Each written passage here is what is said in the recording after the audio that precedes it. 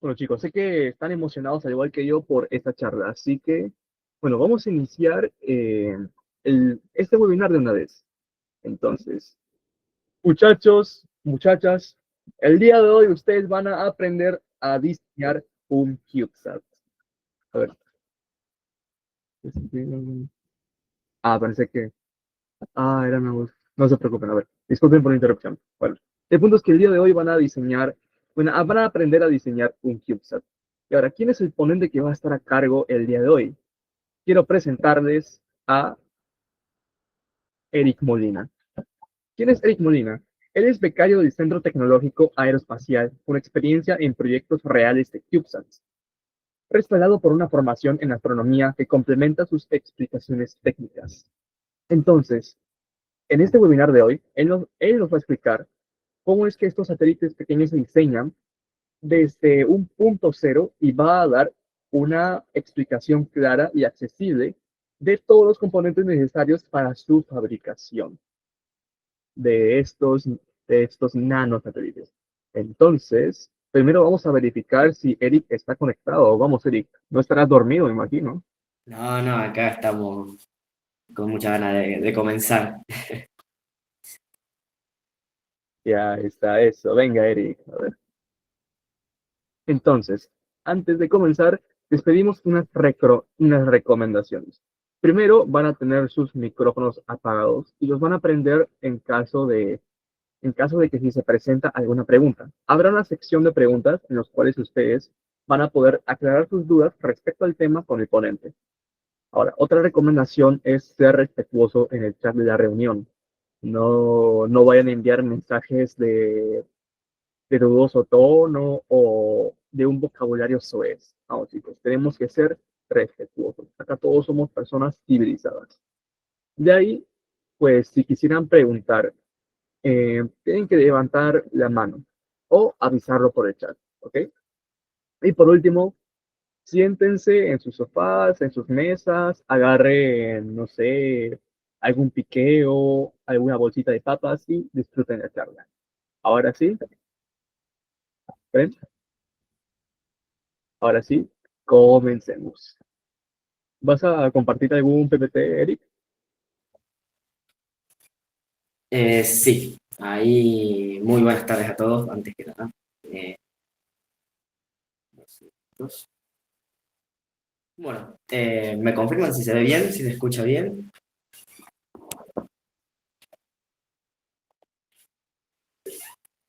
Bien, perfecto. Bueno, antes que nada me presento, yo soy Eric Molina, me recibí hace poco de ingeniero aeroespacial. Eh, bueno, como ya mencionó Saúl, soy becario del Centro Tecnológico Aeroespacial acá en la Universidad Nacional de La Plata, en Argentina. Eh, y nada, y le quiero comentar un poco de, bueno, actualmente estoy trabajando en el proyecto de un CubeSat de 3 unidades y he trabajado también en el desarrollo de Atenea, que fue un CubeSat de 2 unidades junto con AE en marco de la misión Artemisa de la NASA, que seguramente muchos deben de conocerlo. Eh, si no saben lo que es un CubeSat, tranquilo que vamos a hablar de todo eso, vamos a meternos un poquito de ese tema y ver cómo podemos diseñar un CubeSat, ¿no? Prácticamente decir cómo diseñar un satélite, ¿verdad? Así que nada, bueno, como ya dijo Saúl, también siéntanse totalmente libres de alzar la mano, de escribir en el chat para si tienen alguna duda durante la charla. Yo no tengo ningún problema en contestar las preguntas que les surjan. Nada, también si quieren escribirlo, también los puedo leer y listo. Así que nada, vamos a comenzar. ¿Cómo diseñamos un CubeSat, no? Bueno, primero que nada es entender qué es un CubeSat, ¿verdad? Bueno, básicamente un CubeSat es un estándar a nivel de la industria espacial en el que digamos que todos sus parámetros están ya establecidos, ¿no? Que de hecho, si ustedes buscan en internet, que es CSD, que es CubeSat Design Specification, está todo, digamos, las normas que rigen en el diseño de un CubeSat, ¿no? Entonces, un CubeSat básicamente es un estándar de satélite, ¿verdad? Entonces, normalmente se los denomina por unidades, ¿no? Entonces, se dice que un CubeSat de una unidad, que es, digamos, la base elemental, es un satélite, literalmente es un mini satélite que mide 10 por 10 por 10 de lado, ¿no? 10, de 10 centímetros por lado. Entonces, eso es literalmente eso es un CubeSat, es un CubeSat de una unidad. Con esta misma filosofía uno puede comenzar a apilar estos cubos, literalmente es como un cubito de Rubik un poquito más grande, eh, como para que se den una idea del tamaño, y uno puede comenzar a ir apilando estos tipos de cubo y literalmente se vuelve un rompecabezas, ¿no? Entonces, con un CubeSat de una unidad puede comenzar a tener un CubeSat de una unidad y media, por ejemplo, después un CubeSat de 2 unidades, y siguiendo apilando verticalmente, y llegas a un CubeSat de 3 unidades, ¿no? Que bueno, aquí les quise poner una imagen de lo que es el CubeSat que estamos desarrollando justamente en la facultad, ¿no? Que es de 3 unidades. Por lo tanto, en este caso, mide 30 centímetros de alto y 10 centímetros de cada lado, ¿no? Entonces, una vez que uno tiene un CubeSat de 3 unidades, lo que uno puede hacer es comenzar ya a apilarlos horizontalmente, ¿no? Entonces comienzas a obtener un CubeSat de 6 unidades, por ejemplo, ¿no? Que sería dos CubeSat de 3 unidades.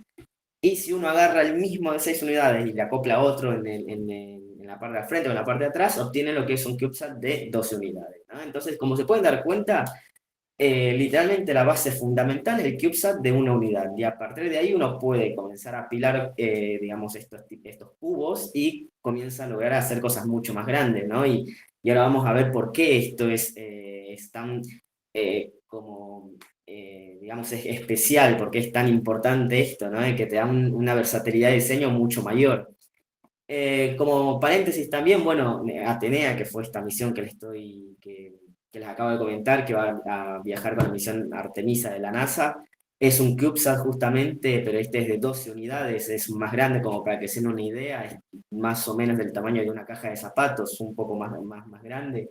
Pero bueno, lo que quería mostrar aquí es que esto es algo que se utiliza en la industria, ¿no? Y que parece algo muy, uno escucha a veces de satélites que dicen, "Guau", tipo, parece algo muy lejano y realmente con un diseño tan simple, o sea, porque normalmente la gente cuando piensa en satélites se imagina un James Webb, un Hubble, tipo cosas así que son, no, se les denominan satélites tradicionales, son satélites grandes. Bueno, este CubeSat o todo el estándar CubeSat, toda la familia CubeSat, también es un satélite, ¿no? Tipo, es de menor medida, pero hace lo mismo que hace un satélite. Entonces, eso es lo que te da el hecho de poder crear este tipo de CubeSat, que vos estás diseñando un satélite con todos los problemas que tiene un satélite, con los subsistemas que tiene un satélite, con toda la problemática que tiene cualquier otro satélite, en un tamaño más reducido, ¿no? Entonces esto te da la facilidad de que ya las empresas, por ejemplo, ya tienen establecido las dimensiones de todos los CubeSat, entonces no es que necesitan diseñar el lanzamiento o el compartimiento donde va tu satélite exclusivamente para vos, ¿no? Entonces, por ejemplo, en este caso, ¿no? En la NASA. NASA va a abrir una convocatoria a nivel mundial para diseñar un CubeSat de 2 unidades, ¿no? Entonces, a vos te dan la libertad de que tu satélite sea de la forma que quieras, siempre que cumpla este estándar, ¿no? Que realmente es medidas y un poco más, pero de ahí tienes totalmente la versatilidad de diseñar un satélite. Y NASA no tiene, en este caso NASA, ¿no? Pero puede ser cualquier lanzador, no tiene que preocuparse por diseñar algo adaptado para vos, ¿no? Sino que esto ya es algo estándar, es así como cuando vas a la ferretería y pides un tornillo de tal métrica, bueno, y es la misma métrica aquí que si te vas no sé, a Ecuador, a Perú, a Chile, tipo, vos pedís esa métrica y ya está estandarizado a nivel industrial, ¿no? Entonces, digamos que es el mismo concepto. Vos cuando hablas de un CubeSat, ya la gente de la industria sabe de qué estás hablando, ¿no? Entonces, eso es lo que te da, digamos, ese es el potencial que tiene este tipo de satélites, ¿no? Entonces, ¿por qué diseñar un CubeSat? ¿Cuál es, si podemos construir satélites más grandes y por qué diseñar CubeSat, ¿no? Si, por ejemplo, no sé, acá en Argentina está el SAOCOM, por ejemplo, ¿no? Está el ARSAT, hay diferentes satélites, está el James Webb, está el Hubble, tipo, tenemos un montón, ¿no? Pero bueno, ¿por qué diseñar un CubeSat? Bueno, principalmente, y lo que interesa un montón, es el bajo costo, ¿no? Es lo principal que cambia totalmente el juego en la industria, de que pasamos de satélites que te pueden costar millones de dólares o miles de millones de dólares. Por ejemplo, que si no mal recuerdo, el Hubble costó creo que como 10.000 millones de dólares. o capaz más, pasas a algo que te cueste miles de dólares, ¿no? Que parece, tipo, sigue siendo costoso, pero a nivel de industria es algo bastante accesible. O sea, estamos hablando de que capaz un satélite normal de gran tamaño te puede llegar a costar 250 millones de dólares y este capaz te termina costando 250.000 dólares, ¿no? Estamos hablando de un orden de magnitud de diferencia, entonces, eh, digamos que esto de reducir los costos es la principal ventaja que tiene un CubeSat, ¿no? Entonces, digamos que por eso, y aparte también, que es el siguiente punto, es el desarrollo rápido que te permite tener un CubeSat, o sea, al ser menos costoso y al poder, al estar todo estandarizado, ya saber medidas o sea, tus envolventes y todo eso, entonces tienes ciclos más cortos de proyectos, ¿no? Por ejemplo, normalmente un satélite tradicional común te puede llegar a durar 20 años de desarrollo, ¿no? De hecho, creo que, no sé si habrán escuchado, pero James Webb se comenzó a planificar desde los años 90, 80, no recuerdo, y se terminó lanzando recién hace relativamente poco, ¿no? Entonces, digamos que los proyectos son muy largos, ¿no? Y se termina a veces hasta perdiendo el hilo de cada proyecto, mientras que estos CubeSats son de desarrollo rápido, son proyectos que te pueden durar 2 años, 3 años, como mucho, tipo, ¿no? Entonces son cosas que puedes comenzar eh, te agiliza mucho lo que son los ciclos de desarrollo, ¿no? Y eso te permite claramente hacer innovación, ¿no? Porque tú lanzas un CubeSat que va a hacer una determinada misión, después aprendes del desarrollo de ese CubeSat para hacer el siguiente, mejorando lo anterior y así, ¿no? Entonces, poco a poco vas innovando dentro de la industria y de hecho en la industria se ve un montón de la innovación tecnológica en CubeSat, pero es por esto que digo, ¿no? Que te permite primero que es relativamente barato hacerlo, ¿no? No puedes hacer 10 satélites que te cuesten millones de dólares, pero capaz que con un solo satélite que te cueste millones de dólares puedes hacer 4 CubeSats, ¿no? Entonces, da esa versatilidad.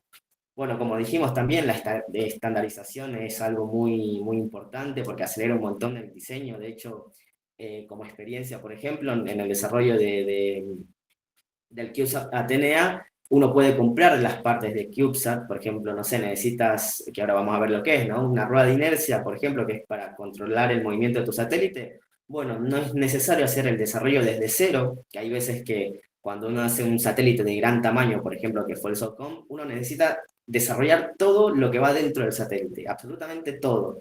Y eso también es lo que se transfiere a lo que es el tiempo de desarrollo de satélites y en costos, ¿no? Mientras que en el CubeSat, al estar estandarizado todo, incluso hasta, por ejemplo, el peso propio del CubeSat y todo eso está estandarizado, entonces te permite que las empresas se dediquen exclusivamente a hacer desarrollo de lo que se llaman subsistemas, ¿no? O sea, todo lo que esté dentro de tu satélite.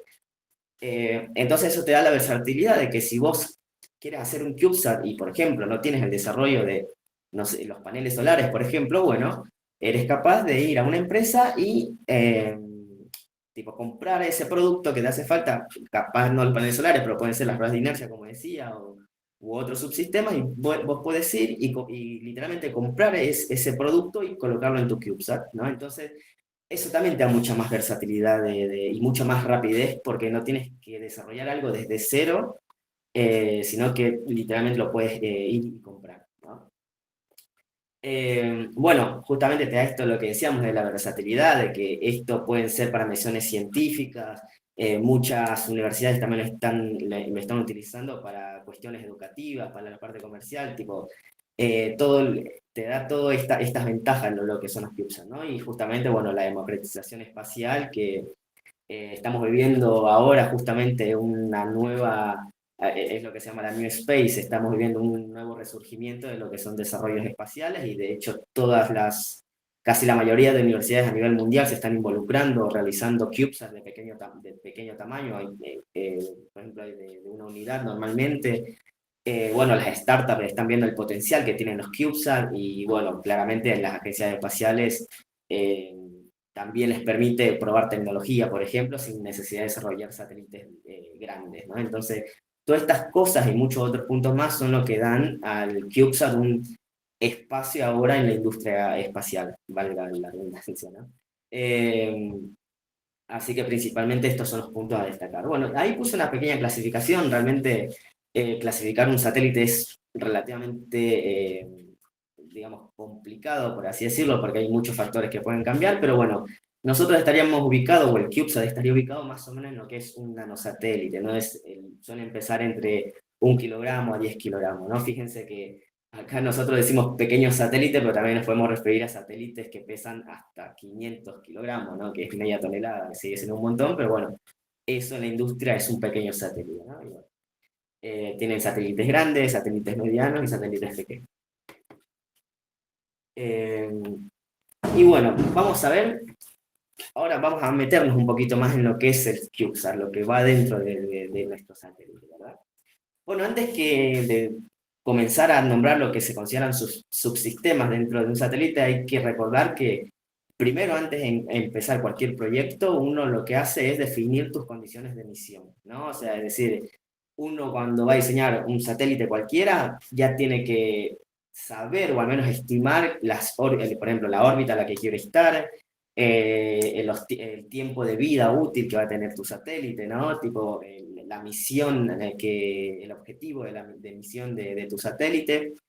Todo eso son eh, condiciones previas que uno hace cuando va a desarrollar cualquier proyecto, digamos, satelital o espacial, es siempre tener en cuenta tus condiciones de operación, ¿no? Tipo, cuánta energía, cuánto sol le va a dar, por ejemplo, cuánto sol vas a tener en tu órbita, los tiempos de recorrido que vas a tener de revisita, por ejemplo, en lo que se denomina estación terrena, ¿no? Porque la estación terrena es el segmento en la Tierra, digamos, el lugar en la Tierra, donde vos vas a poder comunicarte con tu satélite, ¿verdad? Porque recordemos, tu satélite va a orbitar, va a tener una determinada órbita, pero vos, para poder tanto transmitirle un comando como hacer bajada de datos de tu satélite, vas a tener que observarlo, entre comillas, ¿no? O sea, una antena tiene que poder ver a tu satélite. Entonces, bueno, ese lugar donde está la antena es lo que se denomina segmento terreno, una estación terrena. Entonces, bueno, por ejemplo, tienes que saber cuándo vas a tener disponible tu satélite para poder observarlo, ¿no? Porque no siempre vas a poder verlo con tu estación terrena. Entonces, todas esas condiciones también valga la redundancia de vuelta, te condicionan todo lo que va a llevar tu satélite, ¿no? Entonces, digamos que es un paso previo siempre en el diseño de una misión. Pero bueno, ¿qué debe tener entonces mi CubeSat? A niveles generales, todo satélite, no únicamente los CubeSat, sino todos los satélites van a tener esto que se llaman subsistemas. Tus subsistemas son, digamos que, todas las cosas que debe llevar tu satélite para que el satélite como un conjunto en todo funcione, ¿no? Entonces, hay un par de subsistemas que siempre van a estar en tu satélite, que va a ser el estructural, ¿no? El estructural es literalmente el esqueleto de tu satélite, lo que va a transmitir esfuerzo, las cargas, tipo todo eso, se le denomina un subsistema que es el sistema estructural. Y ahí hay un ingeniero estructural que se encarga de todo el diseño de la estructura, de que aguante y todo eso, ¿no? De hecho, yo estuve, digamos, mi experiencia es más en la parte estructural y he estado en la parte de diseño estructural de los satélites, ¿no? Entonces yo entraría, digamos, en este subsistema, ¿verdad? Bueno, está la parte térmica, ¿no? Sabemos que en el espacio la única forma de transmisión de calor es por medio de la radiación.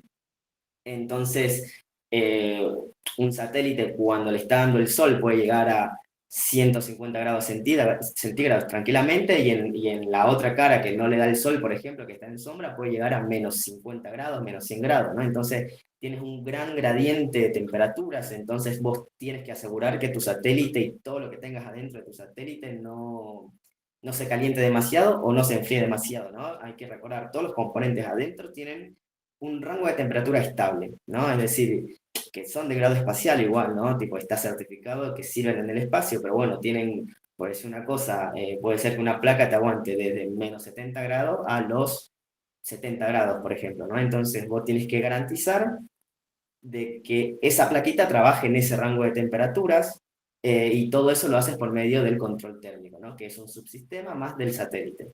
Entonces hay una persona que es el encargado de control térmico que se encarga, digamos, de este subsistema, ¿no? Ahora vamos a hablar igual un poquito de cada uno de estos, de cada uno de los subsistemas, ¿no? Bueno, después otro que es muy importante es la computadora a bordo. Este es el onboard computer, que es la computadora a bordo, que literalmente es el cerebro del satélite, es donde vos programás y le dices, bueno, mi satélite va a hacer esto en ciertas condiciones, va a hacer esto en tal condiciones, ¿no? Tipo, literalmente es todo lo que es el cerebro del satélite, es el que le manda los comandos a cada una de las plaquitas para que haga para lo que está programado, ¿no? Bueno, claramente necesitamos prender nuestro satélite, necesitamos que tenga energía, entonces hay un subsistema que es el de potencia, ¿no? Que se involucra lo que son los paneles solares, que es para justamente cargar las baterías, involucra las baterías claramente, ¿no? Todo lo que tenga que ver con la parte de energizar al satélite entra dentro del subsistema de potencia, ¿no? Que normalmente siempre es panel solar con las baterías. Que hay que tener, por ejemplo, ahí y esto es lo que siempre va a pasar más que nada en la industria espacial, de tener que trabajar con diferentes encargados de otros subsistemas, ¿no? Porque, por ejemplo, en potencia, tienes que las baterías hay muchas veces que se calientan mucho, ¿no? Entonces tienes que asegurar de que las baterías estén trabajando dentro del rango que pueden trabajar, porque si calientan mucho, terminas degradando la batería y puede llegar a tener algo catastrófico, ¿no? Entonces, por ejemplo, el de potencias tiene que trabajar con la parte térmica, ¿no? Es algo que es obligatorio por cómo funciona todo el sistema, ¿no? Bueno, después tienes lo que es el ADCS, el sistema de ADCS, que es el control de actitud de tu satélite. La actitud de cualquier cosa es la orientación en el espacio que tiene ese objeto, ¿no? Entonces, por ejemplo, ¿no? El celular está, por ejemplo, digamos, en esta configuración y el control de actitud sería poder mover el celular de esta manera, que gire de esta manera, ¿no? O sea, el control de actitud del satélite es justamente lo que te permite orientarlo en el espacio. Ahora vamos a ver cómo es que hacemos eso, ¿no? Porque, digamos, se tiene que cumplir, por ejemplo, la ley de Newton, ¿no? Acción y reacción. Entonces, todo eso lo haces por medio de los controles ASS. Y bueno, y por último, no, falta el payload, pero bueno, otro subsistema también es el de comunicaciones, ¿no? Vos necesitas primero comunicarte con tu satélite para saber si está, primero a ver si sobrevivió al lanzamiento, ¿no? Porque hay condiciones muy intensas durante el lanzamiento, bueno, tienes que también transmitir datos, si es un satélite que va a tomar fotografía o se va a comunicar de cierta manera, bueno, todo esto entra dentro del subsistema de comunicaciones, de aquí te comunicas con la estación terrena y descargas toda la información que tiene tu satélite, ¿no? Entonces es una parte fundamental también dentro de tu satélite, ¿no? El CubeSat. Y por último, un CubeSat también puede tener lo que es un payload, que es una carga paga, es decir, que acá, no sé, por ejemplo, puede ser que quieres medir tormentas solares, por decir una cosa, ¿no? Entonces, tu payload, tu carga útil, va a ser la tormenta solar, ¿no? Digamos que va a ser lo que quieres que haga tu satélite, va a ser la función por la que vos diseñaste el satélite, en este caso un CubeSat. Entonces puede ser medir la radiación, por ejemplo, ahí, de hecho en Atenea, un payload que nosotros teníamos era una plaquita que mide radiación cósmica, justamente para hacer estudio de la radiación, bueno, esa es nuestra carga útil, digamos, ¿no? Entonces todo eso entra en que sigue siendo otro subsistema porque está dentro del satélite y todo tiene que funcionar, ¿no? Entonces se considera que es otro subsistema dentro de tu satélite. Ahí a la derecha lo que podemos ver es más o menos cómo es la configuración. Este es el USAT, este es el satélite de 3 unidades, que si se fijan es muy fácil reconocer, de hecho aquí creo que se cortó un poco, es muy fácil reconocer las unidades. Podemos ver que de aquí a acá es una unidad, ¿no? Que de todo esto son 10 centímetros, de aquí a acá es otra unidad, y bueno, y aquí se me cortó la imagen, pero de aquí hasta abajo sería otra unidad más, ¿no? Entonces, se fijan, en 30 centímetros te tienen que entrar todos estos subsistemas, que ahí está también la complejidad propia de los CubeSat, que al ser volúmenes reducidos, todo espacio es muy fundamental, es lo más fundamental que tienes en tu CubeSat. De hecho, a mí me dio mucho, digamos, gracia, por así decirlo, es de que cuando estamos en el ensamble del satélite de Atenea, no sé, tener 3 milímetros es un montón para vos como espacio, ¿no? Que 3 milímetros parece, o sea, si agarran una regla y ven 3 milímetros, van a ver que no es nada, pero en este tipo de satélites que son tan pequeños y reducidos en volumen, 3 milímetros es un montón, ¿no? Entonces uno tiene que saber aprovechar todo el espacio que uno tiene dentro del satélite, del volumen, ¿no? Y bueno, aquí, por ejemplo, rápido así para ver todos los subsistemas en este satélite. Bueno, fíjense que tengo antena UHF, esta sería de comunicaciones, esto es la electrónica de las comunicaciones, electrónica del control de actitud, que es el que puede girar el satélite, está la computadora a bordo. Aquí tienes Magnetorquers, que justamente es parte del sistema del control de actitud. Tienes el conjunto de baterías, ¿no? Entonces, más abajo está el de comunicaciones. Entonces, se fijan que todo en un volumen de 30 centímetros tienen que entrar todos los subsistemas, ¿no? Todos estos subsistemas que ven acá cualquier satélite se divide en esos subsistemas. Pueden que hayan más incluso, ¿no? Pero lo básico, básico siempre va a ser que tu satélite tenga toda esta cantidad de subsistemas, ¿verdad? Bueno, entonces vamos ahora a entrar un poquito más en la parte más específica del diseño de CubeSat. Si uno va, por ejemplo, y se los quiero mostrar para que vean que es algo que es totalmente público, si uno va y busca en internet CDS CubeSat, literalmente así, que es CubeSat Design Specification, y uno entra a cubesat.org, aquí está toda la información que tienen los CubeSat. Es todo lo que un CubeSat tiene que cumplir como requisitos mínimos, ¿no? Entonces, uno entra acá y aquí, por ejemplo, tienes toda la información del CubeSat. Aquí te dicen qué dimensiones tiene que tener tu CubeSat, cuánto tiene que pesar, en dónde tiene que estar ubicado el centro de gravedad, que es un dato muy importante.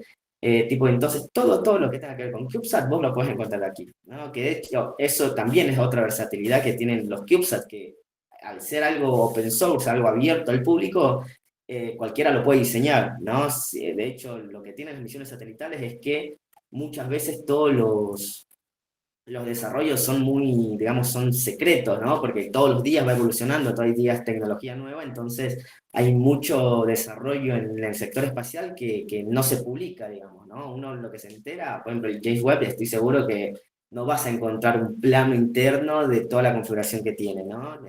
Pero justamente porque es el desarrollo propio del que lo construye, ¿no? Entonces, lo que tienen los CubeSat es eso, que tienes todo las envolventes y todo eso es público, entonces uno puede diseñar este tipo de satélites, ¿no?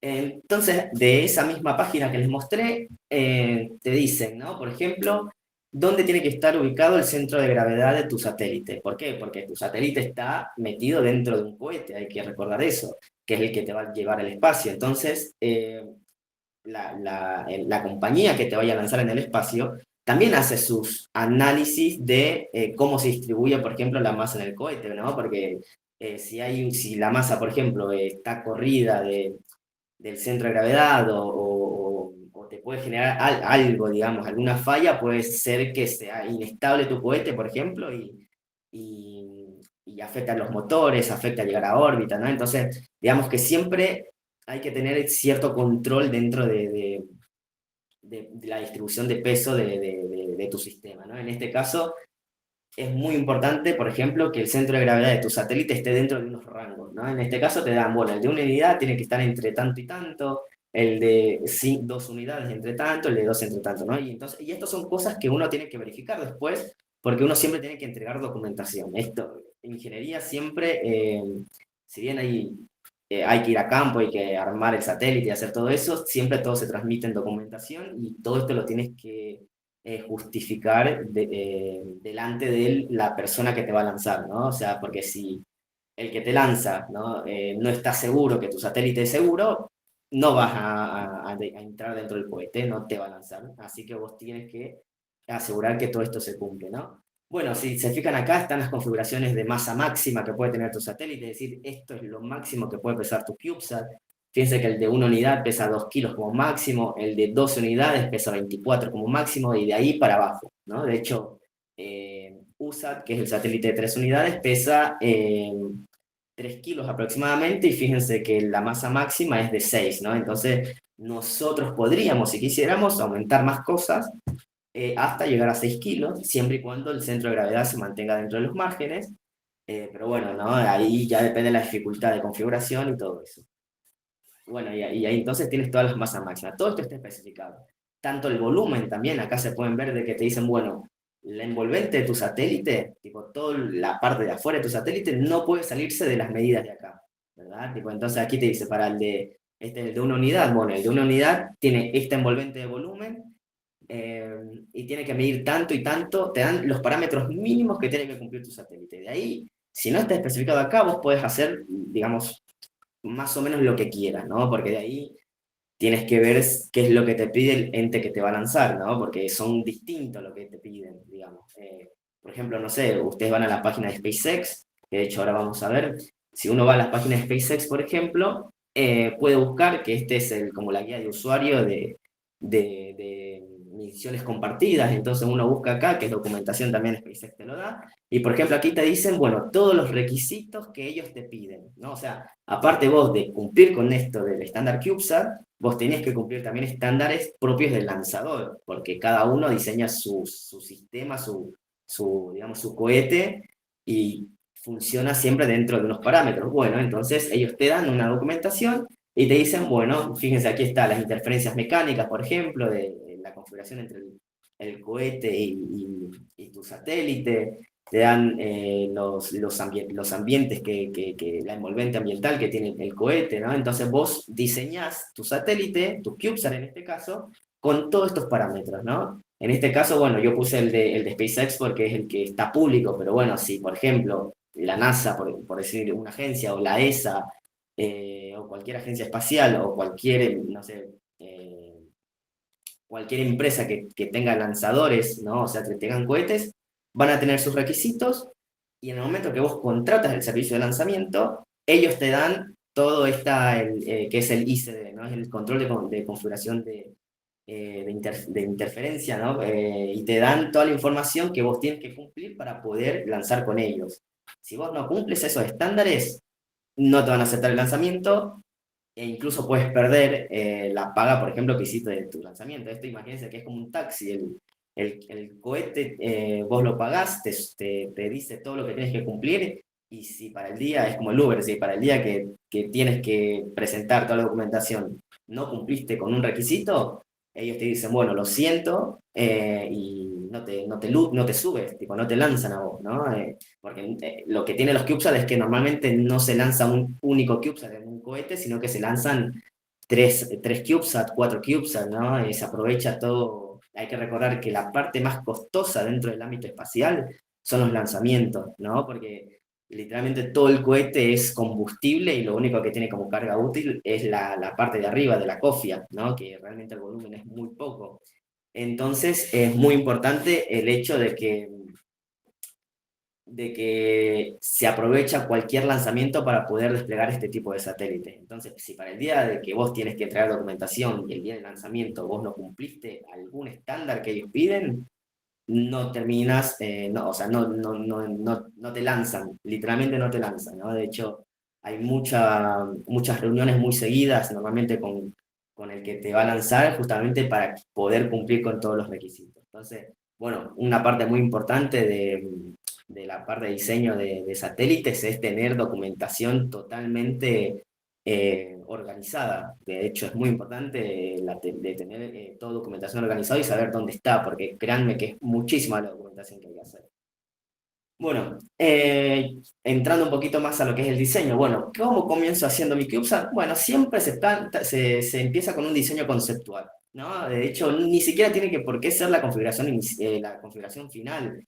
En todos estos proyectos uno ve el primer diseño que uno hace, no es nada que ver al diseño final que uno tiene en vida real, digamos, ¿no? Entonces, siempre lo primero es el diseño conceptual. Uno ya más o menos con estas envolventes ya sabe cómo tiene que ser tu CubeSat, qué dimensiones tiene que tener, más o menos la masa. Aparte, con estos subsistemas aquí, uno también ya sabe qué es lo que tiene que tener adentro tu CubeSat. Entonces, con todo eso uno comienza a plantear lo que es el diseño conceptual, más o menos ya tener en vista tu satélite, y para eso se usan lo que es, bueno, y ahí se comienzan a plantear, bueno, qué materiales uso, cuánto tiene que pesar, que normalmente uno siempre busca el aluminio porque es lo que tiene las mejores propiedades mecánicas, y al mismo tiempo tiene muy baja densidad, o sea, pesa muy poco y es bastante resistente. Entonces normalmente todas estas estructuras la van a ver de aluminio. eh, Y bueno, y ahí comienzas a hacer las configuraciones de tu satélite, ¿no? A nivel conceptual, ver si funcionan los primeros conceptos, ver si es muy importante también pensar en el diseño cuando lo vas a armar físicamente, ¿no? Que uno dice, esa es la parte de integración del satélite. Bueno, uno en esta fase inicial ya tiene que pensar que tu satélite no sea tan difícil de armar, porque puede que tu satélite esté muy bien diseñado, pero si para sacar una placa necesitas desarmar todo tu satélite, no te va a servir, ¿no? Porque esto también, hay mucho control en lo que es la calidad de los productos. Entonces, por ejemplo, un tornillo no lo puedes sacar más de 3 veces, por ejemplo, ¿no? O sea, si vos ya colocaste un tornillo, lo sacaste, lo volvés a colocar, lo volvés a sacar, hay muchos lanzadores que ya no te permiten ese tornillo o incluso esa rosca, porque terminas barriéndola. Entonces, en la vibración del cohete no podés asegurar que ese tornillo, por ejemplo, no se te salga, ¿no? Entonces, y son cosas muy violentas, entonces sale con mucha fuerza, por ejemplo, y puede terminar agrietando algo, dañando el cohete. Entonces, todo eso hay que tener mucho cuidado y normalmente siempre uno trata de buscar una configuración que sea fácil de armar, ¿no? Eso es muy importante. Entonces, más que nada para eso que digo, de que si que tienes que sacar algo específico, no tengas que desarmar todo el satélite, ¿no? Entonces, siempre lo primero es, bueno, hacer un diseño conceptual, más o menos pensar qué es lo que quieres e ir diseñando. ¿Cómo diseñamos eso? Bueno, se usa lo que es un diseño asistido por computadora, que son modelos CAD, donde uno hace un modelado de lo que es el satélite, ¿no? Por ejemplo, acá y con las dimensiones que más o menos de masa y de centro de gravedad que tiene que tener, ¿no? O sea, voy a tener unos ciertos parámetros para comenzar a diseñar. Entonces lo que uno hace es, bueno, diseñar por medio de CAD. Yo antes usaba lo que era CATIA, ahora estamos comenzando a usar SolidWorks, y uno comienza a modelar ahí. Prácticamente va colocando todos los subsistemas, le coloca la masa, todo eso para ver más o menos cuánto pesa, ver que no hay interferencias entre una cierta y otra, entre un sistema y otro sistema, ¿no? Ver que las varillas entren correctamente. Entonces, todo eso te sirve hacer el modelo CAD sin necesidad de tener tu satélite armado, ¿no? Entonces, todo eso te da la versatilidad de que si un primer diseño no te funciona, bueno, lo puedes volver a hacer desde cero sin haber gastado nada, porque todavía todo está en computadora. Bueno, comienzas desde cero y diseñas otra vez otro concepto, ¿no? Es decir, esto siempre es una ida y vuelta. Uno va en diseño conceptual, ver si le funciona, hace un modelo CAD, ve cómo le va y si no funciona, bueno, regresa otra vez al diseño conceptual y plantea otra vez la idea de cómo hacer el diseño. Entonces, siempre es siempre se retroalimenta de lo que vas haciendo, ¿no? Entonces, el modelo CAD es otro paso muy fundamental, ¿no? Este es más en la parte estructural. Bueno, otra cosa también muy importante es de que tu satélite va a estar siempre dentro de un dispensador. Un dispensador es el dispositivo que va acoplado al cohete, es decir, a tu satélite lo insertan dentro aquí se puede ver que hay un resorte. Bueno, tu satélite va acá, este cuadradito es donde va tu satélite. Entonces, por eso es muy importante cumplir con esto de acá, con las envolventes. ¿Por qué? Porque ya el que te va a llevar a órbita tiene esto, tiene este dispensador. Él tiene su dispensador que tiene una cierta cantidad de volumen aquí, una envolvente, y él no tiene que preocuparse de que diseñar uno para alguien nuevo. ¿Por qué? Porque todos van a diseñar un CubeSat y ya saben que los CubeSat tienen una envolvente específica. Entonces, él no necesita diseñar nada nuevo. Él tiene eso y cualquier CubeSat que sea de tal tamaño sabe que tiene que cumplir con esa envolvente, ¿no? Entonces, a eso volvemos a lo mismo. Por eso es la versatilidad que uno tiene de estos CubeSat, ¿no? Aquí pueden ver que hay dos sistemas normalmente de dispensadores, que uno es con un resorte y por medio de rieles. Aquí no sé si se alcanza a ver, pero bueno, aquí hay unos rieles que conducen al satélite, entonces vos lo metés, este es para 3 unidades, ¿no? Uno agarra, lo mete ahí, son unos rieles que corredizo y lo aprietas contra este resorte, ¿no? Entonces en el espacio abren la compuerta que está acá, y el resorte mismo, por estar comprimido, comienza a expulsarte suavemente en el espacio, ¿no? Bueno, otro sistema también de agarre es por medio de taps. En este caso lo que hacen es como apretarte en unas aletitas que tienes, que creo que se nota acá. Bueno, si se fijan aquí hay unas aletitas. Bueno, estas aletitas son los taps. eh, que justamente te aprietan con esas aletitas y en el momento de desplegarte te sueltan, o sea, te liberan las aletitas y te despliegan por exactamente el mismo método, por medio de resortes, ¿no? Entonces, esa es la versatilidad que tienen también los CubeSat, de que no necesitas un deployer, que es lo que se llama, un dispensador, únicamente para tu satélite, sino que funciona para cualquier CubeSat, ¿no? Entonces, eso también te da mucha agilidad. ¿Cuál es el siguiente paso que hay que hacer una vez que uno ya tiene un diseño conceptual de modelo CAD? Es hacer algo que se llaman simulaciones numéricas. Uno, por medio de lo que es el método de elementos finitos, lo que hace es agarrar el modelo que uno tiene en diseño CAD, es decir, este modelo aquí, y lo simplifica lo que pueda hacer, lo más que pueda, y hace una simulación numérica. ¿Qué colocas en la simulación numérica? Bueno, en el ICD, justamente, en toda esta documentación que te entrega el proveedor de tu lanzamiento, ellos te dicen, tu satélite va a ser vibrado con tanta frecuencia, por ejemplo, ¿no? Te dan las curvas de aceleraciones que va a sufrir tu satélite. Te van a decir, bueno, tu satélite tiene que aguantar tanto G de vibraciones, ¿no? Por ejemplo, 20G, 10G. Bueno, entonces tú tienes que garantizar que cuando suceda eso dentro del cohete, tu satélite no se rompa, o mejor que nada se rompa, ¿no? Entonces uno, en un diseño preliminar, lo que hace es hacer una simulación numérica. Esto te permite, para hacer estas simulaciones, yo uso ANSYS, que es un software que tiene incluso su versión estudiantil, por si alguien le gusta toda esta parte. Uno lo descarga y puede comenzar a experimentar con esto. Y bueno, lo que uno hace es una simulación numérica donde le pone el perfil de vibraciones que va a tener tu satélite y te dan cuánto es la tensión o sea, cuánto esfuerzo tiene en un determinado punto y ver si ese punto llega al límite de rotura de tu material o si aguanta, ¿no? Entonces, por ejemplo, en este caso, acá podemos ver desplazamiento en este gráfico, ¿no? Entonces aquí te dice que esto seguramente lo que hicieron fue vibrar el satélite en este eje, ¿no? Entonces lo que te está diciendo es, bueno, en tu placa del lado derecho, aquí hay una deformación muy grande, ¿no? Fíjense que acá, bueno, está en escala absoluta, así que no hay una información de desplazamiento, pero bueno, aquí te dice que en este punto tienes un desplazamiento muy grande. Habría que ver, bueno, cuánto es ese desplazamiento. Ese desplazamiento se transforma también en tensión después, entonces tienes que ver si esa tensión es lo suficientemente pequeña como para que tu satélite lo soporte. Bueno, entonces te permite este modelado hacer todas esas predicciones sin haber fabricado nada todavía, ¿no?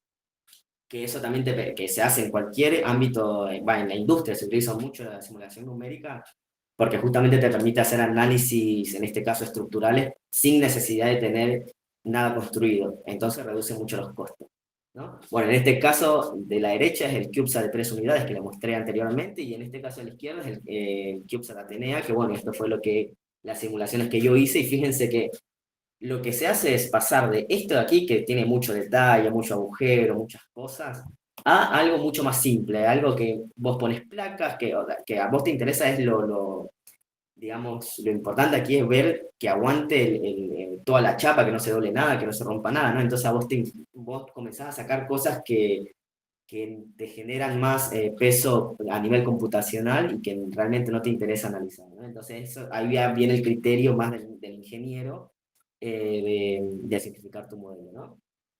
Así que, entonces los pasos que vamos es siempre diseño conceptual primero, partiendo del diseño de la misión, ¿verdad?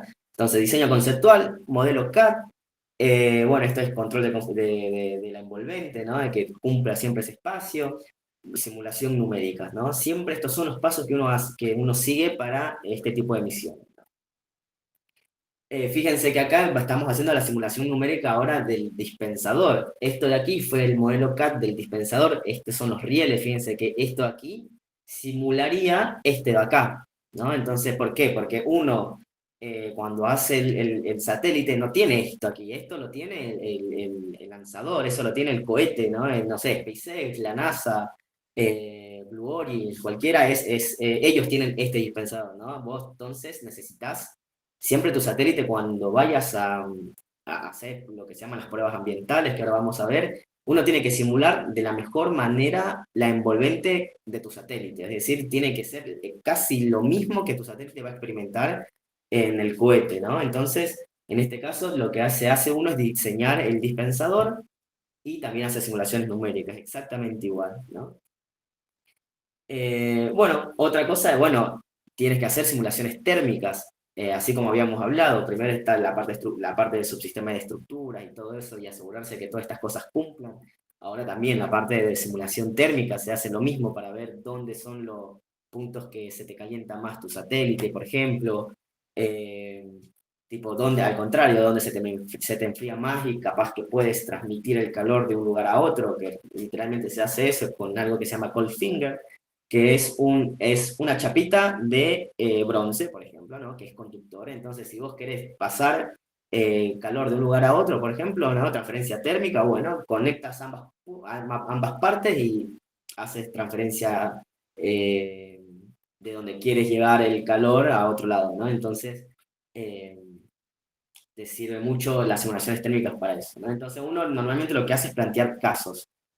Uno plantea, en estructuras también se hace lo mismo, de hecho, que aquí no lo coloqué, pero bueno, siempre uno cuando hace los análisis tiene que, porque uno no puede simular todos los casos posibles que te pueden suceder en el satélite, entonces uno también tiene que tener ese criterio y decir, bueno, ¿cuáles son mis casos menos favorables? ¿No? O sea, los que esto no puede pasar y si pasa, tendría que ver cómo solucionarlo, ¿no? Entonces uno siempre analiza casos desfavorables, por ejemplo, y por eso aquí podemos ver, bueno, caso uno, caso 2, caso 3, caso 4. Entonces uno va dividiendo estos casos en subcasos para hacer los análisis, ¿no? Y uno termina después con una tablita así, diciendo, bueno, mi placa puede, está entre este rango y este rango dentro de este caso, la otra placa está dentro de otros casos, así, ¿no? Entonces uno comienza a ya tener más idea de cómo se comporta su satélite a nivel, en este caso térmico, ¿no? El otro era estructural. Entonces ya tenemos dos subsistemas que podemos asegurar que tu satélite va a aguantar. Bueno, aquí pueden ver, la simulación térmica también se hace lo mismo, se hace por medio de elementos finitos. Eh, fíjense que este es el de 3 unidades, bueno, lo que hace es hacer el mismo modelado y ahora lo haces con casos térmicos, ¿no? Bueno, otro subsistema muy importante dentro del satélite es la parte de comunicaciones, lo que habíamos dicho. Aquí está lo que es la estación terrena, es decir, literalmente es una antena que te permite comunicarte con tu satélite y que el satélite se comunique contigo, ¿no? No necesariamente necesitas tener vos la estación terrena, sino que también puedes hacer convenios, que de hecho se hace un montón eso, que es hacer convenios con otros países. Entonces, cuando el satélite pasa por la estación terrena de esos otros países, ellos, digamos, hacen ese convenio, es decir, bueno, yo me comunico con tu satélite y hago la bajada de datos yo y después te la mando, ¿no? De hecho, se hace un montón eso también, porque vos no puedes tener estaciones terrenas en todos lados, entonces hay veces en que necesitas comunicarte en un lugar específico. Bueno, esto te permite hacer ese tipo de convenios con otros lugares, ¿no? Entonces, acá tenemos diferentes antenas, en este caso tenemos una de banda S y una de UHF, y es muy gracioso esto de que se usan este tipo de antenas. De hecho, si buscan CubeSat van a ver que tienen seguramente este tipo de antenas que son, UHF es una banda de frecuencia del espectro electromagnético de comunicaciones, pero estas antenas de aquí, no me van a creer, pero son literalmente una cinta métrica. Y se usa eso, tipo, es una cinta métrica que uno compra en una ferretería, esos son estas antenas. Que parece yo la primera vez que me enteré fue como que dije, tipo, uno ve esto que cuestan millones de dólares, ¿no? Y uno dice, ¿cómo que es una antena de ferretería? Pero bueno, es lo que se usa porque es una antena conductora y es barato y le pasas corriente y puedes transmitir una señal, ¿no? Es lo que tienen justamente las antenas. Entonces, bueno, sí, se utilizan antenas de esto, son antenas de ferretería, o sea, son, perdón, de una cinta métrica de ferretería, ¿no? Y bueno, estas funcionan normalmente son de bajada de datos muy lenta, entonces se utiliza más para telemetría, más que nada para saber cómo está ubicado tu satélite, mientras que para información normalmente se utiliza banda S, que son estos parches de aquí que se utilizan un montón, ya son cosas que normalmente siempre vas a ver en un CubeSat, porque como decía, está tan estandarizado que ya la gente sabe que eso funciona y lo utiliza, ¿no? Entonces, normalmente siempre se utiliza también este tipo de antenas y de comunicación. Bueno, y acá podemos verles la placa de electrónica que maneja justamente a tus antenas, ¿no? Bueno, otra parte fundamental también es la parte de potencia. Necesitamos que tu satélite pueda prenderse, que pueda comunicarse y todo eso necesita energía. Bueno, ¿cómo lo conseguimos? Primero con paneles solares, ¿no? En este caso nosotros teníamos en el de 3 unidades, tenemos dos iguales a esta, o sea que tenemos 2, 4, 6, o sea tenemos 12 de estos paneles solares y cada uno tendría una cierta cantidad de potencias que se va a cargar dentro de la batería. Y en este caso, bueno, nosotros tenemos 4 baterías en el CubeSat, ¿no? Entonces, todo esto hay un encargado que hace todos los cálculos necesarios para saber cuánto es la cantidad de potencia que necesitamos. Entonces, a raíz de eso, uno comienza a diseñar, bueno, a ver cuántos paneles solares necesito tener, ¿no? Entonces, siempre es una ida y venida. Y bueno, y el de potencia, por ejemplo, nos tiene que decir a lo de estructura, yo necesito, por decir, imagínense en este caso de 3 unidades, me dicen a mí, yo necesito tener 15 paneles solares, por ejemplo. Y bueno, yo le voy a decir, como la parte de estructura, le voy a decir, no se puede. ¿Por qué? Porque yo tengo, a ver si se ve en una, me parece que no. Pero bueno, yo le digo, no puedo porque capaz que en esta cara y en esta cara te puedo poner los tipo 6 acá y 6 del otro lado, pero capaz que en esta cara yo la necesito para poner una antena, por ejemplo, ¿no? Y en la cara trasera también necesito colocar otra antena. Entonces yo le voy a decir, no se puede tener siempre hay que tener esta relación de compromiso entre lo que un subsistema necesita y lo que realmente se puede conseguir, ¿no? Entonces, en este caso, habría que se hace una reconfiguración y ver, bueno, entonces, si no puedo garantizar tanta cantidad de potencia, habría que entonces cambiar configuraciones, volver a la parte justamente de diseño preliminar, ¿no? Siempre esto es una ida y vuelta entre el diseño y lo que va necesitando cada subsistema, ¿no? Entonces, la comunicación dentro del equipo siempre va a ser fundamental. Eh, y de hecho es algo que sucede, tipo, hay veces en que todas las semanas uno a veces tiene reunión y todas las semanas cambia tu modelo. De hecho, cuando estuvimos en Atenea, este satélite de acá, esta parte de aquí, tipo, cambió, no les miento, en un mes habrá cambiado 5 veces, por ejemplo, o 6 veces. ¿Por qué? Porque capaz que al principio teníamos paneles desplegables, teníamos propulsión, teníamos otro subsistema, ¿no? O sea, entonces siempre hay esa relación de compromiso entre qué es lo que queremos y qué es lo que realmente se puede y permite el satélite, ¿no? Entonces es importante tener eso en cuenta.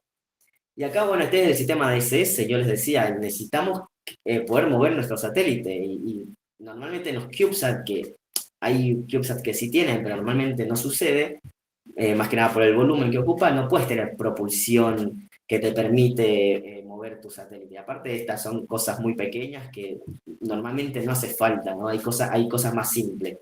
Entonces, en este caso, un sistema de ADCS, que es el control de actitud, muchas veces se utilizan lo que son magnetorquers de tipo coil y de tipo barra, que lo que hacen es generan un campo magnético alrededor, ¿no? Entonces fíjense que ya el sistema DSS se comunica con el de potencia porque le tiene que pasar energía.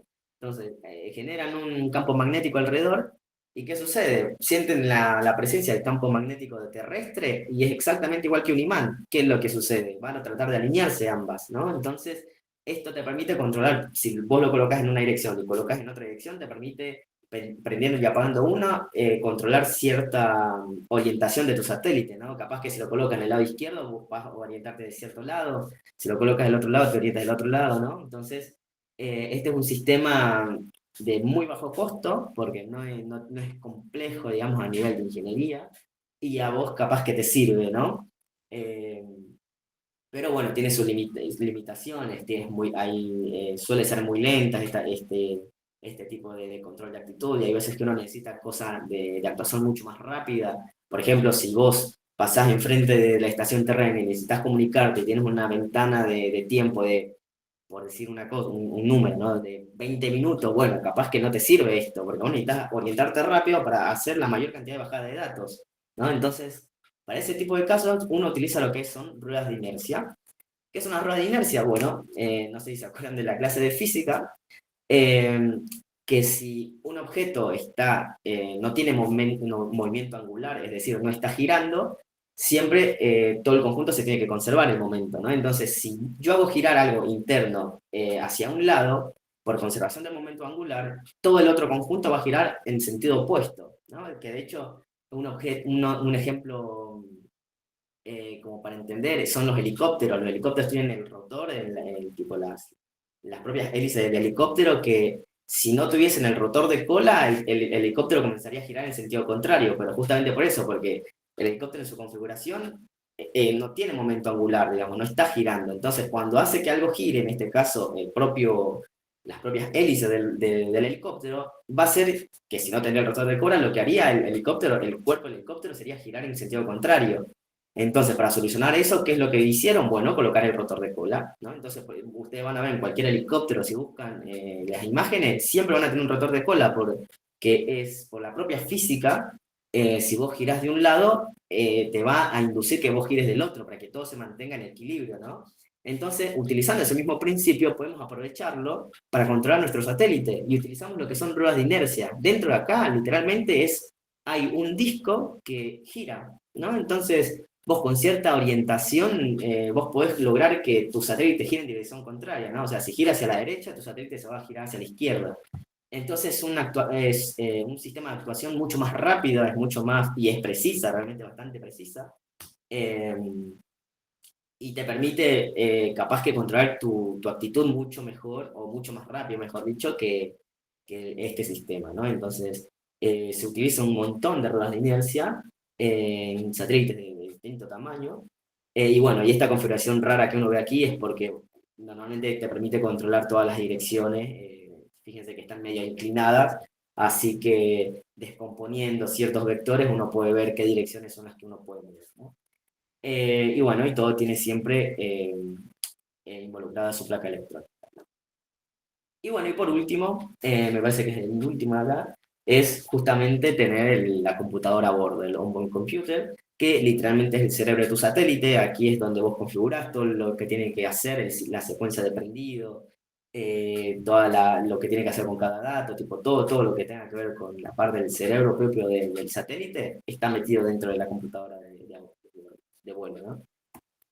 Y bueno, aquí más o menos para que vean que todos estos subsistemas que yo estoy diciendo están en cualquier satélite, ¿no? Aquí, bueno, yo ya les mostré el de la izquierda, si vamos poco a poco pueden ver que está el de comunicaciones, de batería, la de potencia, la computadora a bordo, tipo, todos esos subsistemas están en un CubeSat de 3 unidades.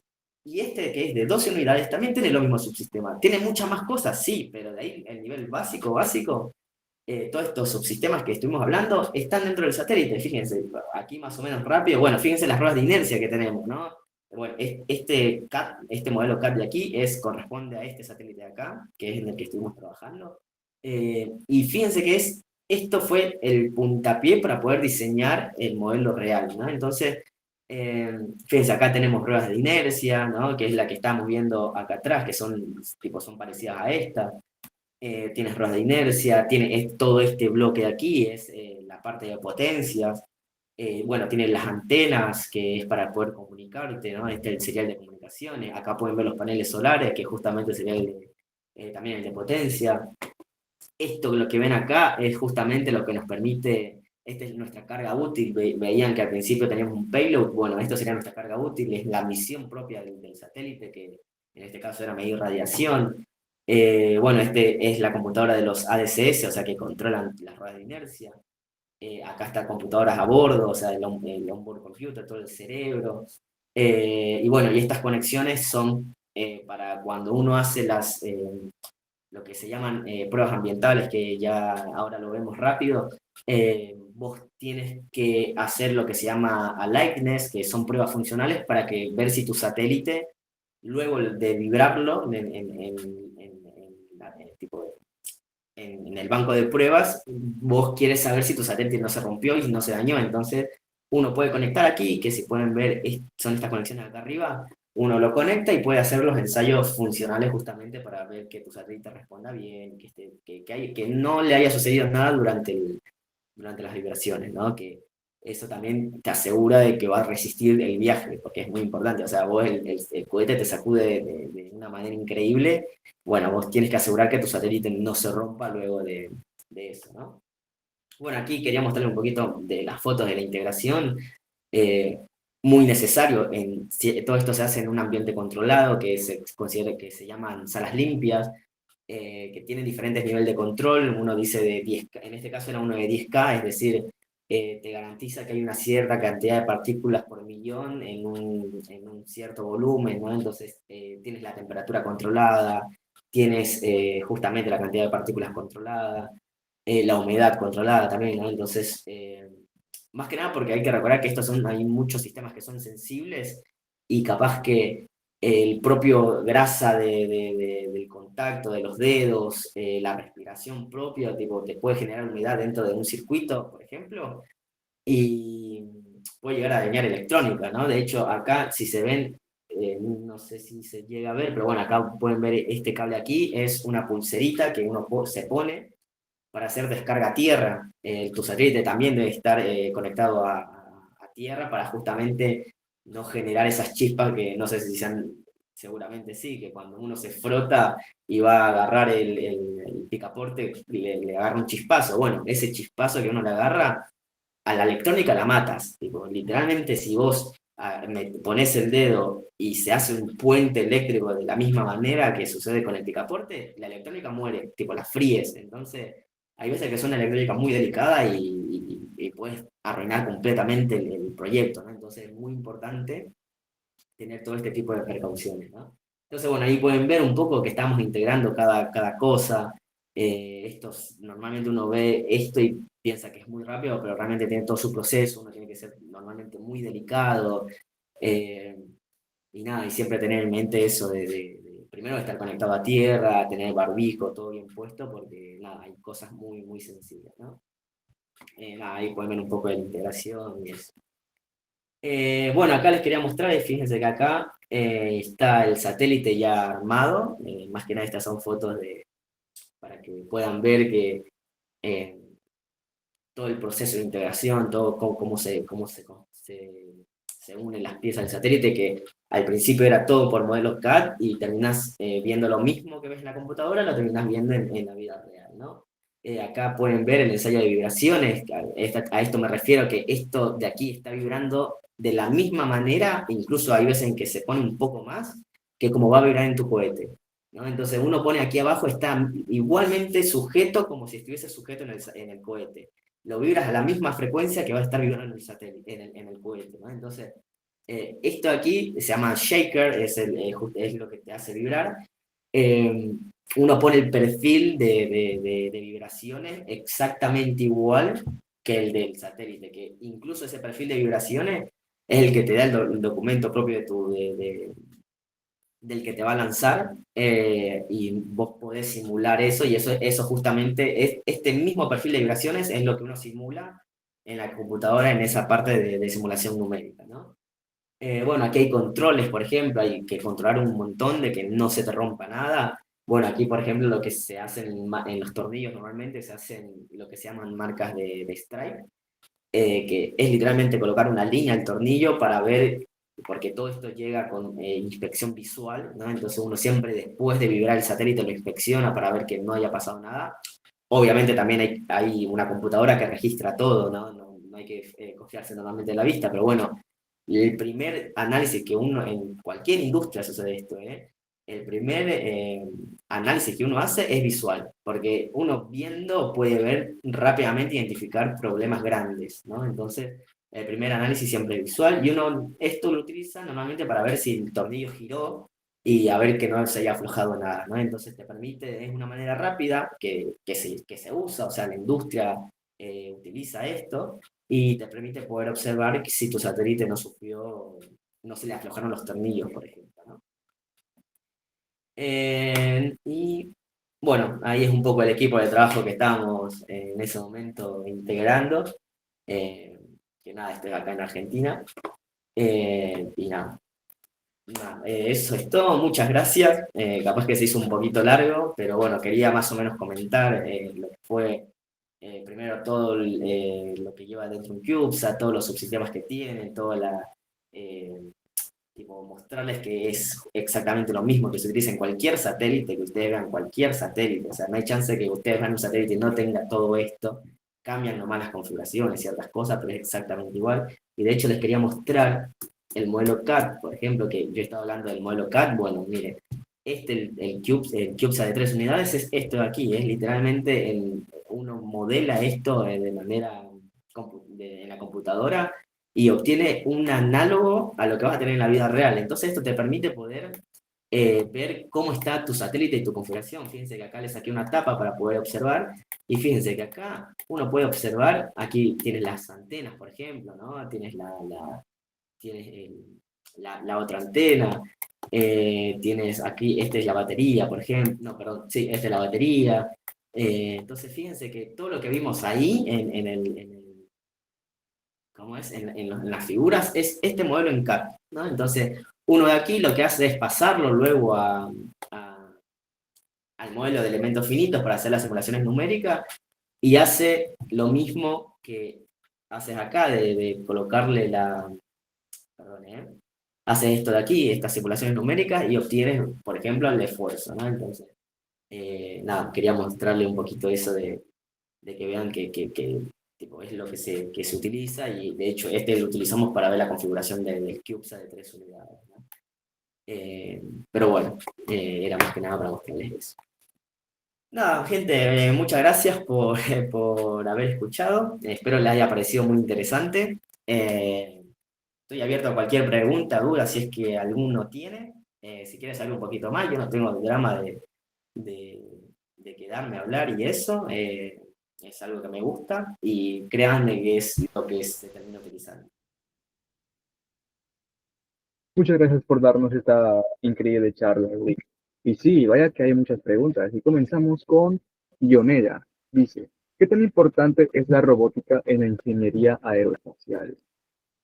Bueno, la verdad es que es muy, muy importante. O sea, la robótica te permite incluso diseñar otros subsistemas que normalmente no tengan los satélites, ¿no? Por ejemplo, yo he escuchado mucho que China tiene no recuerdo si es un CubeSat exactamente, pero sé que es un satélite que tiene, por ejemplo, un brazo robótico que te permite desorbitar satélites, ¿no? Entonces ahí entra mucho la electrónica, perdón, la robótica, porque necesitas hacer todo el diseño del brazo robótico que responde exactamente igual como vos quieres, porque hay que recordar que normalmente uno no se comunica con el satélite, ¿no? O sea, no te comunicas en vivo con tu satélite, esto lo tenés que programar, y tu satélite tiene que poder hacerlo totalmente solo, ¿no? Que es lo que sucede con los rovers en Marte, por ejemplo. De hecho, los rovers no lo controlás con un mando. Vos programás todo lo que quieres que el rover haga, y tiene que ir y hacerlo solo, ¿no? Entonces, todo lo que es robótica, todo lo que es programación, es algo que se utiliza un montón.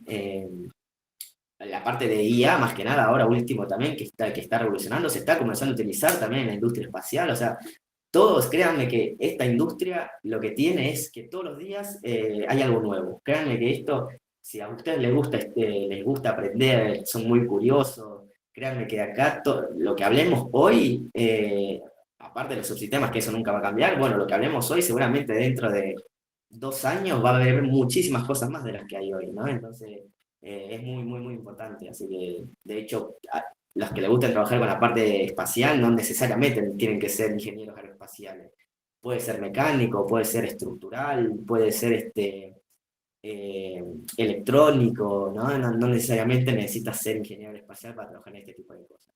Créanme que es algo muy interdisciplinario, necesitas gente que sepa de todo, ¿no? Entonces, sí, sí, es muy importante la robótica.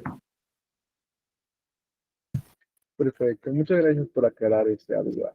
Bueno, vi que alguien había levantado la manita acá, y ese alguien fue Germán Orozco. Sí, Germán, eres libre de utilizar el micrófono para hacer una pregunta a Eric.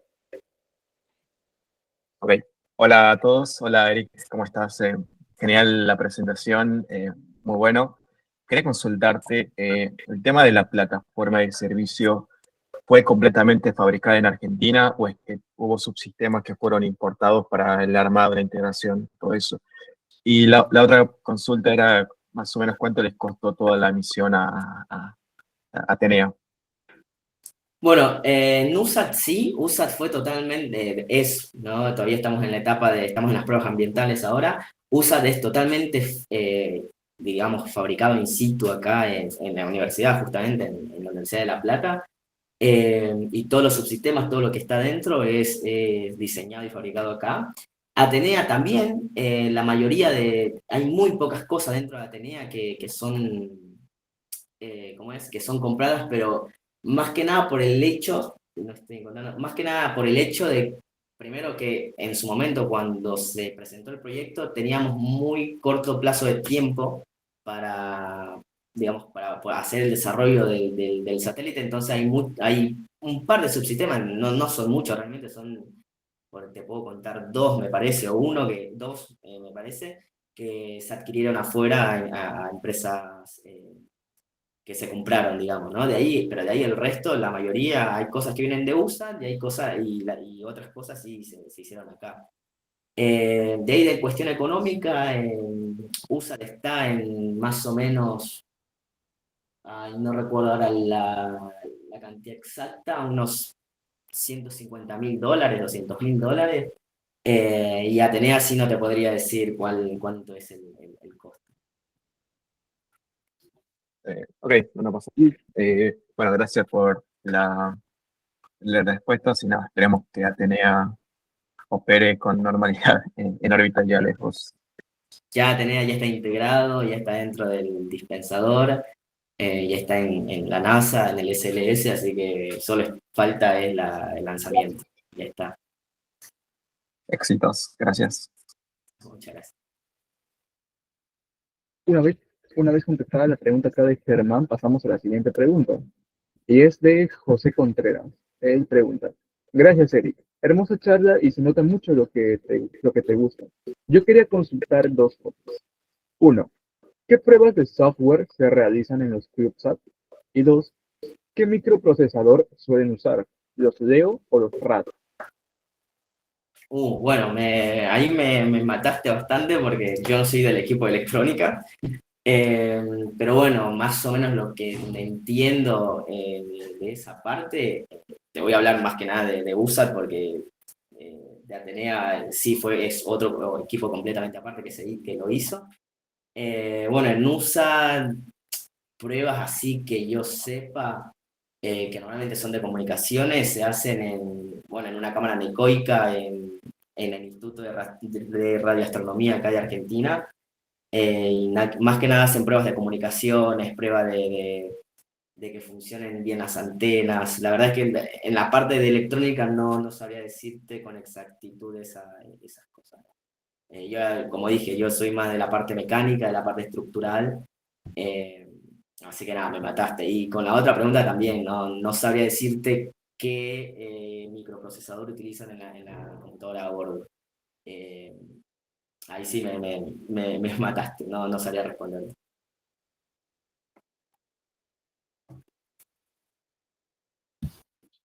Uh, bueno, a lo mejor pudo ser una pregunta muy salida de tu campo de disciplina o de tu campo de especialización, Sí, sí. pero al menos pudiste responder un poquito a su pregunta, ¿no? Tipo para dejarlo sin dudas, pero de Bueno, igual forma ustedes saben que, bueno, seguramente, como digo, créeme que los CubeSat de hecho, nace con él la filosofía de que sea totalmente al público, así que seguramente vos buscás en internet microprocesadores para CubeSat o qué lenguaje se utiliza para programar, y eso estoy segurísimo que debes de encontrar. Incluso no sé si no te digo que acá en el paper de CubeSat, seguramente debe estar lo permitido que puedas utilizar, ¿eh? Así que sería un poquito más de indagar en la parte de electrónica, pero estoy casi seguro que debes de encontrar ahí la respuesta. claro, es cuestión de indagar. Y bueno, vamos a pasar acá a la siguiente pregunta. Y Joanela dice, ¿dónde se puede ver la grabación de este taller? Uy, bueno, respecto a la grabación, bueno, cada equipo, por lo que veo, sí han estado grabando este webinar. En todo caso, pues, en un rato les avisaremos dónde lo pueden conseguir. Quizá en YouTube, quizá en algún archivo de Google Drive. En unos minutos les vamos a dar una respuesta respecto a ello. Bueno, seguimos con Christopher. A ver, él dice, hola, me interesa mucho el área de payload y de investigación espacial. Tengo unas preguntas. ¿Qué estrategias recomiendas para controlar las variaciones rápidas de temperatura dentro de un 3 unit? ¿Y qué se pueden usar para proteger los componentes dedicados de las vibraciones? Bueno, en la parte térmica, lo que se utiliza normalmente en CubeSat es mantas MLI. O sea, se puede llegar a utilizar mantas LBI, pero bueno, no es normalmente lo recomendable justamente por la configuración del dispersador. Pero lo que sí se utiliza es cinta Kapton, es una cinta eh, que te aísla térmicamente y eléctricamente, y es lo que uno normalmente utiliza y coloca. De hecho, si te fijas acá, en esta foto, esto de aquí que ves en amarillo es cinta Kapton. Esto de aquí es lo que te permite que no se te transmita mucha cantidad de calor hacia el cube, hacia dentro de la estructura, ¿no? Esto tiene una alta reflectividad, entonces te permite que no se absorba, digamos, el calor, por así decirlo, ¿no? Entonces se utiliza un montón, en CubeSat más que nada se utiliza un montón la cinta Captor, más que nada para cuidar la parte externa del satélite. De ahí, en la parte interna, uno normalmente lo que hace es tratar de distribuir de la mejor manera posible el calor dentro de tu CubeSat, ¿no? O sea, uno trata siempre acá de aprovechar al máximo lo que esté disponible. Entonces, si por ejemplo, se te calienta, por decir una cosa, ¿no? Se te calienta una placa, se te calienta, no sé, las baterías. Bueno, lo que uno hace normalmente es transmitir ese exceso de calor a otro lado donde capaz o necesitas calor o simplemente, por ejemplo, de hecho sucedió en Atenea, lo que hacemos es conectar con el cold finger que decía, que es una plaquita de bronce, conectar el punto caliente que teníamos a la chapa de la estructura que mira que mira el espacio. Entonces, por el propio frío, digamos, del espacio, tienes un buen gradiente de temperaturas de calor a frío, entonces tienes una buena transferencia de calor. Entonces, así permites, digamos, retirar ese punto caliente que vos tenés en tu satélite, ¿no? Entonces, normalmente se utilizan esas cosas que son simples, pero lo tienes que implementar, digamos, ¿no? Entonces, en resumen, Kapton sí o sí, esta cinta térmica se utiliza un montón. Y lo que decía de que los MLI son estas mantas que seguramente deben de haber visto, que cuando lanzan, normalmente en los cohetes, incluso cuando ven SpaceX, hay algo como una bolsa que se infla, que seguramente deben de haber visto eso, que parece una bolsa dorada. Bueno, esas son mantas MLI, que bueno, son diferentes telas internas que uno cose, que de hecho se calcula cuánto es el espesor que tiene que tener dependiendo de la temperatura, que te permite aislarte térmicamente, ¿no? Obviamente todo esto uno tiene que saber su órbita para saber cuánto tiempo de calor y frío estás teniendo en una determinada órbita, ¿no? Todo eso son análisis de visión que se hacen. Eh, y nada, esa con la parte térmica. De ahí con la parte estructural, eh, normalmente, bueno, primero, digamos que vos tenés unos requerimientos de estructuras que vos tenés que tienes que asegurarte, ¿no? Por ejemplo, uno que es el principal es el de que toda la frecuencia natural de tu satélite, no sé, la frecuencia natural es la frecuencia a la que vibra tu satélite cuando está sujeto de una determinada manera, ¿no? Entonces, sí o sí te obligan que tu primera frecuencia natural sea mayor a 150 Hz, justamente para no permitir que se te acople y no dañar nada, ¿no? Digamos que ese sería tu primer parámetro de diseño para la parte estructural. De ahí para componentes delicados, lo único, normalmente no se utilizan cosas o sea, digamos que se utilizan cosas robustas que aguanten las vibraciones, y si son cosas delicadas, bueno, uno tiene que tratar de asegurar de que eso no vibre lo suficiente como para dañarlo. O sea, ya es más, me refiero a que no hay algo específico que hacer para ese componente delicado, sino que ahí ya entres en un proceso de ingeniería justamente para asegurar que ese componente no se te rompa, ¿no? Por ejemplo, si hay, no sé, se me ocurre algo de acá, es por ejemplo este dispositivo eh, que era, digamos, dentro de todo delicado, porque aquí hay un sensor que mide la cantidad de radiación. Bueno, aquí no sé si se nota, pero bueno, aquí le colocamos como una plaquita en L para poder asegurar que eso no vibre tanto como para que se rompa nada interno, ¿no? Entonces, ya es más un proceso de ingeniería que algo específico que se utiliza, ¿no? No sé si se termina de responder la pregunta. Bueno, yo creo que sí se termina de responder. Pues tenemos acá otra preguntita de parte también de José Contreras. Y dice, gracias Eric, otra consulta. Si te gustaría estudiar una especialización o máster, ¿cuál sería? Muy buena pregunta. Sí, me gustaría, y me gustaría más que nada especializarme en lo que es sistemas espaciales. Porque bueno, si se dieron cuenta, y volvemos a esta parte de acá, todo esto, el satélite tiene muchos componentes, y no solo el satélite, sino cualquier artefacto espacial, digamos, ¿no? Eh, entonces vos necesitas garantizar de que todas las cosas funcionen como un todo, ¿no? Es decir, que la parte térmica sea compatible con la parte estructural, que la estructural sea compatible con la OSC, con el de comunicaciones, con el ADSS. Entonces, hay una persona, que es justamente lo que se le dice ingeniero en sistemas espaciales, que es el que se encarga de que, que todos los subsistemas funcionen bien, digamos, cuando están en conjunto, ¿no? Y de hecho no solo funciona con CubeSat, sino que es con cualquier desarrollo espacial. Siempre hay una persona encargada que, que hace de ingeniería en sistemas, que hace que todo el satélite funcione como un todo, ¿no? Entonces él, por ejemplo, es el que te hace el análisis de emisión, por ejemplo, ¿no? Es el que siempre tiene que tener algo que se llama control de configuración, que, por ejemplo, creo que lo tengo abierto. Fíjense, esto es un control de configuración, es un documento donde uno tiene acá todos los subsistemas, todas las partes de tu estructura, todo lo que tiene cada una de las cosas. Y aquí puedes tener una vista rápida, por ejemplo, qué es lo que te pesa más, qué es lo que te pesa menos. Entonces, tipo, haces análisis de potencia. Bueno, todo eso lo hace un ingeniero en sistemas, ¿no? Es para asegurarte de que estés dentro de los requisitos, de todos los requisitos que hay, no solo la parte estructural ni la técnica, sino todos los requisitos de tu satélite.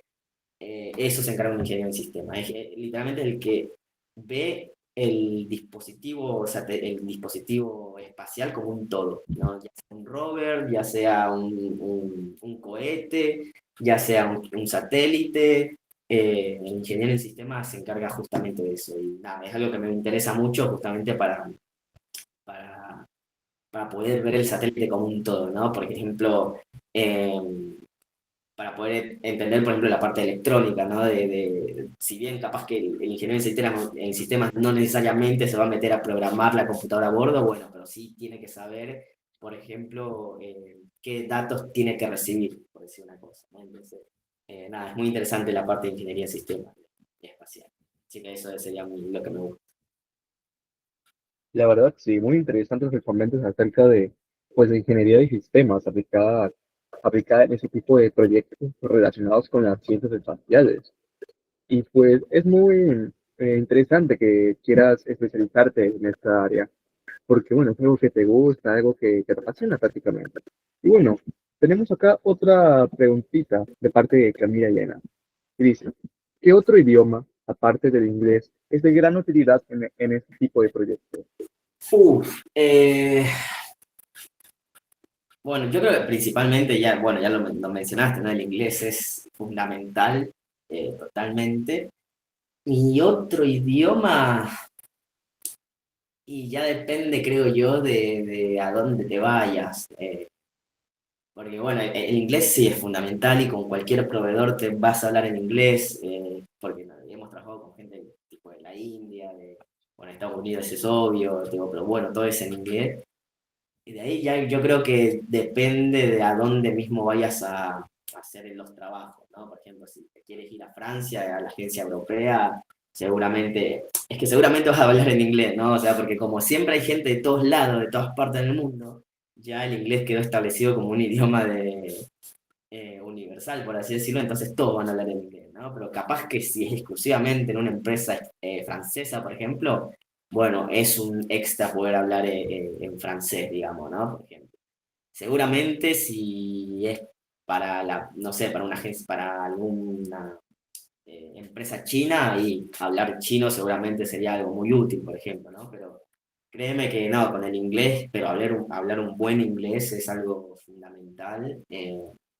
Y creo que es el idioma que ya por base, ya con tener el inglés, creo que ya está más que cubierto.